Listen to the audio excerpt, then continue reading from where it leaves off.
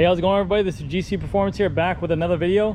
Today I have for you guys the 2020 Specialized S-Works Venge in the SRAM Red ETAP version. Benti Specialized Venge. This bike, to me, I mean, I can't get enough of the bike. I know I've done the videos on the Storm Gray, the blue color, the black Durace one. I've done comparison videos between the two of the bikes, the Tarmac SL7 and the Venge. But to me, the Venge is always going to be that bike that always holds a special place in my heart. It's always been a bike that I've ridden. It's a bike, it was my first S-Works I ever purchased, the first generation Venge, and I think that they just did such a phenomenal job, and I'm kind of sad to see it go. Hopefully, like I said in the other videos, I hope they redesign it, maybe they come back, make it a threaded bottom bracket, make it more aero, make it like maybe if they made the Tarmac SL7, the one bike to rule them all, maybe they make this bike just super aggressive and super aero, and put more carbon on it and make it, you know, like really set it aside from the Tarmac SL7 and give it some benefits to it. But we'll see what happens in the future. Neither here nor there. But this is a customer's bike. This is an S-Works Venge. It's in this silver gray to like white fade color, so you can kind of see it's like a gloss silver going down it. And on the inside of the top tube or the down tube right here, this is all white. On the top tube up here, this is all white but silver on the side. So a very cool paint job. White in the back, white going down the middle. If you look inside the fork, you have silver outside, and then when you get inside, there is the white color, the pearl white. This paint job was really nice. It only was available in the SRAM ETAP version, but this bike came out, I think, like a just mid-release limited edition run color. I think it was right when SRAM ETAP got released, the Axis, I'm sorry. So they came out with a new colorway for it, and it looks absolutely insane. If you ever find one of these and you're looking for a Venge, this is a hell of a deal. But I'll get into the bike, the price, everything like that, and show you kind of customizations. As you can see, it's a customer's bike. He has the saddlebag, the light, bone Traeger, some Trek bottle cage on here, which that's like taboo, but whatever, and ceramic speed. I'll show you what he did kind of to the bike. But retail on this was $12,500. It was a limited edition, not a limited edition, but a limited kind of release color with this only group set. It did not come with a Shimano Durace. It only came in the SRAM Red Axis version. Starting up at the cockpit, you have the S-Works Aerofly 2 handlebars with the texture right here, regular specialized Roubaix tape. You have the SRAM Red ETAP Axis shifters right here.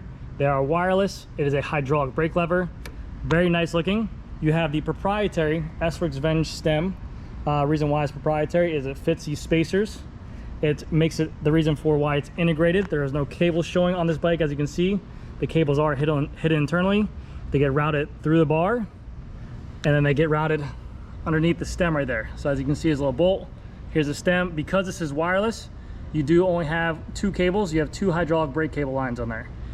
With this stem, it also comes with a proprietary Garmin mount, or you can put a Wahoo on here, a Cat Eye, whatever you like, but it is a proprietary mount that you can add on there. If you don't want this, you can take it off.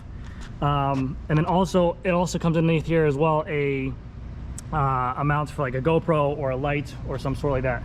Very cool. The bike comes with a Revolve CLX 64 wheel set. These wheels are not, they are in production, but they're not being used on any OEM bikes. They're just sold aftermarket. It's a 64 millimeter depth rim, front and rear. They are bladed spokes.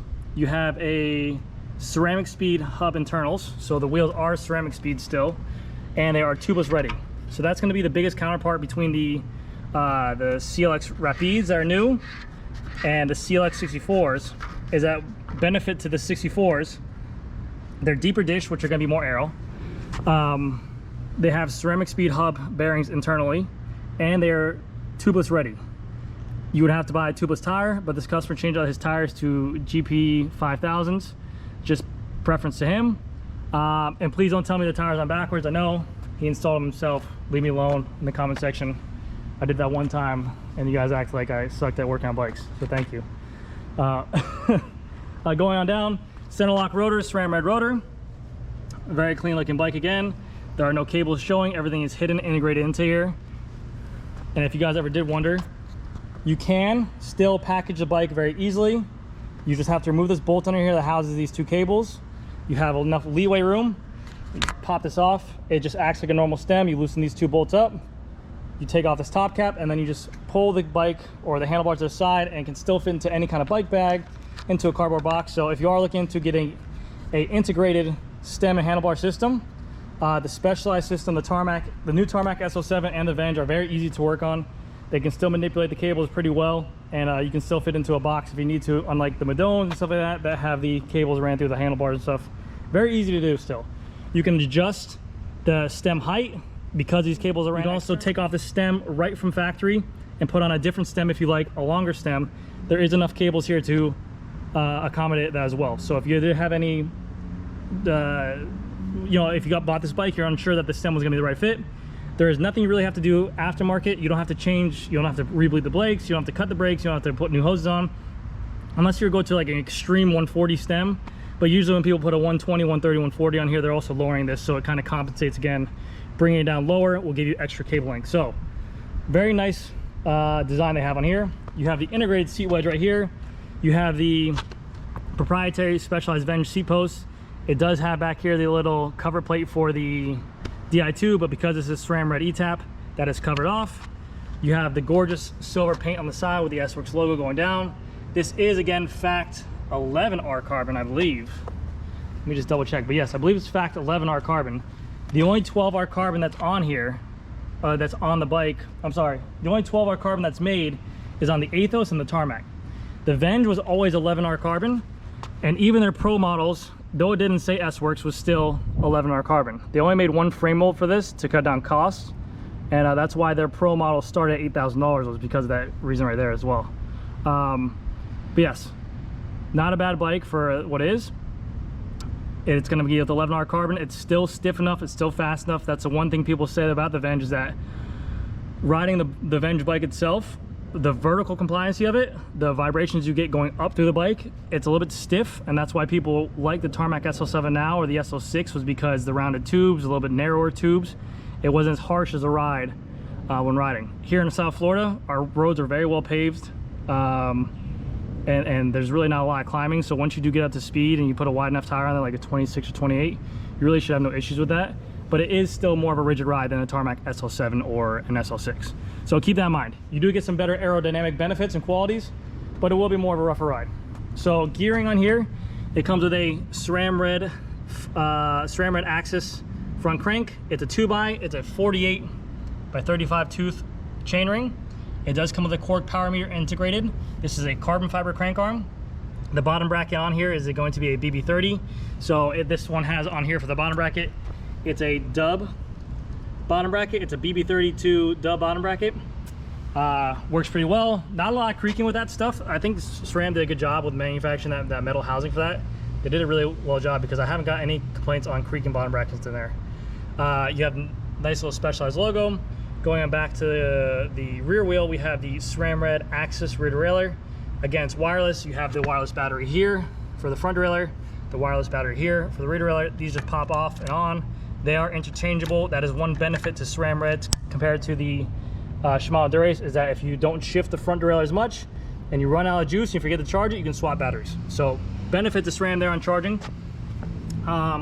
He did put the Ceramic Speed OSPW on here for more watts and better looking bike in his preference. I agree. I like the oversized pulleys, as you can see. And on a cassette that's massively caked up with just looks like grime and dirt and mud. Looks like someone just put motor oil on there. This is a 1033.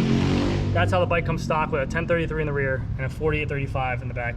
So you're getting the benefits of a 5236 top end chainring. It's going to be a little bit more top end chainring, and you're getting a benefit to a 5034 with it being a 35 rear down here and a 33 in the rear. It's a massive gear range, so you're getting a lot more gear range. Again, benefit to SRAM red. The only thing I can say about SRAM red Axis is that it's a little bit more noisier than Shimano Dura-Ace. But in terms of compatibility, workability, reliability, oh, actually I don't know reliability, I'm not gonna say that. But just swapping batteries, all that stuff like that, it's phenomenal. As a mechanic, it's a great tool to, or a great equipment to work on. Saddle on here is going to be S-Works Toupe. He preferred the Toupe saddle over the Power, so $300 saddle, carbon fiber rails, carbon fiber body, S-Works saddle, and then again in the rear wheels, it is a Revolve CLX 64 millimeter depth, ceramic speed bearings inside, internalized, tubeless ready. You just have to buy a tubeless tire. And hub wise, 18 tooth ratchet inside there. So Very cool bike though. Kind of want to show it off. Just want to show off this color wave. I don't think I did a video on it, but you can definitely see right there if my shadow doesn't get in the way. The silver, it's the white. See how the white's on the inside and the silver's on the out? It's a beautiful color scheme. Kind of like a great white shark. Looks really good. Gray on the outside, white on the underneath of the belly. The bike is absolutely insane. Again, retail for $12,500. Was kind of like a limited release when they released it just for the SRAM Red Grupo. But that's gonna do it for this video, guys. Thank you guys again so much for watching. If you guys have any questions, please leave a like and comment down below. I will get back to you guys as soon as possible. And if you guys want to check out my Instagram page, it'll be down. Thank you guys again for so much for watching. I'll see you in the next video. Bye.